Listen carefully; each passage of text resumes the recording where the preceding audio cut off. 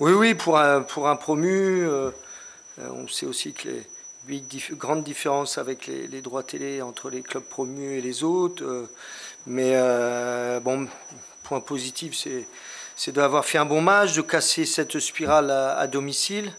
On aurait aimé forcément gagner, un maintien mathématiquement acquis, voilà, avec quelques points positifs. Et puis négatifs, on aurait aimé gagner ce match parce que l'équipe a beaucoup entrepris, a beaucoup essayé.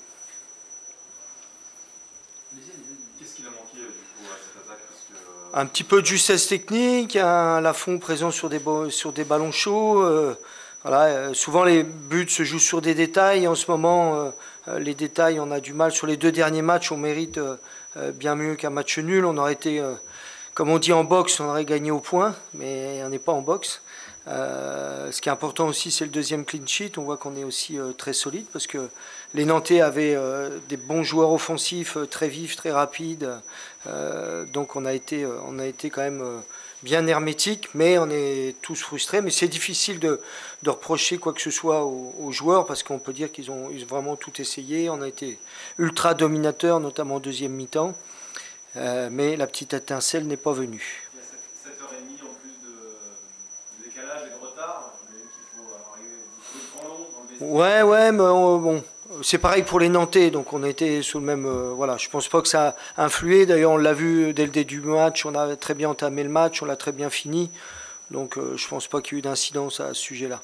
Philippe, vous portez le brassard arc-en-ciel. Je voudrais votre avis, à vous, entraîneur du TFC, sur la décision de 3 de vos joueurs de ne pas jouer ce match, précisément parce que le maillot était floqué d'arc-en-ciel. Je trouve que je m'associe au club qui a fait un très bon communiqué. Je ne ferai pas de commentaires de plus, mais le communiqué du club reflète aussi ma pensée. Donc je ne vais pas faire d'autres commentaires et je m'associe aux commentaires du club, au communiqué du club.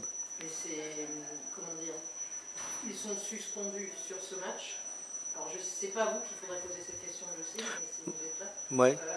Mais comme c'est pas à moi, je vais pas pouvoir vous répondre. Mais je vous laisse la poser, mais je vous dirai pareil, je ferai pas de commentaires. Et on peut rester jusqu'au bout de la nuit comme ça. Moi, j'ai tout mon temps. Est-ce que vous, en tant qu'entraîneur, vous considérez que vos joueurs n'ont pas respecté leur contrat de travail et méritent une sanction? Je trouve que le communiqué du club est très clair et je m'associe à eux. Je ferai pas de commentaires en plus. Et je vous dis, on peut durer toute la nuit comme ça. Je suis à vous, mais je préviendrai ma femme quand même parce que passer la nuit avec vous, il faut que je la prévienne quand même.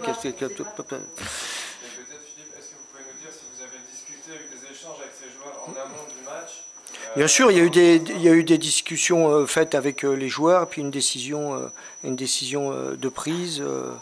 Et l'avantage, vous l'avez vu aujourd'hui, je n'ai pas que quelques joueurs dans le groupe, j'en ai 24 et tout le monde était prêt. La très bonne nouvelle, j'ai oublié aussi, c'est la naissance d'Augustine, le petit de Gabi. On a appris ça ce matin. Voilà, il devait jouer le match et passer la nuit au chevet de son épouse. Mais on a un groupe étoffé, large, et quand il y a des absents, les autres répondent présents. Et ça, c'est le gros point positif de la journée. D'autres questions? Vous allez finir la saison, 3 matchs. Oui. Plutôt tranquillement. Non, j'espère pas. J'espère qu'on va finir fort. Avec une saison qui va arriver avec la Coupe d'Europe. C'est quand même extraordinaire après un an seulement en Ligue 1. Oui, c'est vrai que pour un promu, les perspectives de l'équipe, du club sont vraiment excitantes.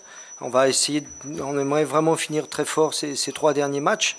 On est libéré aussi, donc et puis se préparer, prendre des bonnes vacances quand même, parce qu'on en a besoin. La deuxième partie avec la Coupe du Monde, avec la Coupe de France, a été quand même longue et éreintante, mais forcément les perspectives d'avenir au club sont magnifiques. Sur les transferts, vous n'avez pas répondu non plus, mais... Sur les transferts de fonds, sur mon livret A, je peux vous en dire un peu plus.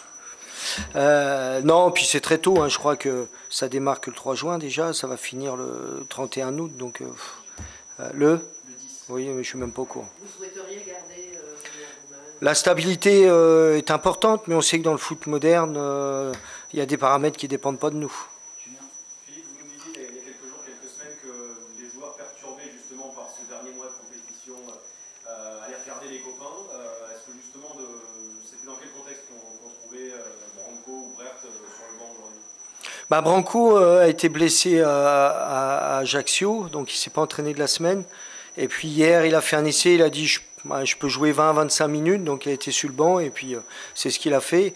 Brèche, comme les autres, rentre aussi dans une certaine rotation. On a pu voir Denis qui est aussi en forme. Donc on va continuer à être les joueurs les plus en forme, les plus performants et forcément d'un match à l'autre, ça va fluctuer un peu. D'autres questions? Vous venez de parler de Denis Genreau.